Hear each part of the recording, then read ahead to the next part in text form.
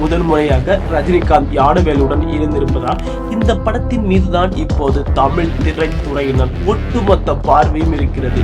யானவேலுவின் இயக்கம் என்பதால் இது கண்டிப்பாக ஜெய்பீம் போன்ற தாக்கத்தை உருவாக்கும் என்று பலரும் எதிர்பார்த்து காத்திருந்தாங்க. ஆனால் படத்தின் டீசர் அந்த எதிர்பார்ப்பை கொஞ்சம் குறைத்திருக்கிறது என்று ரசிகர்கள் தங்கள் கருத்துக்களை தெரிவித்து வராங்க.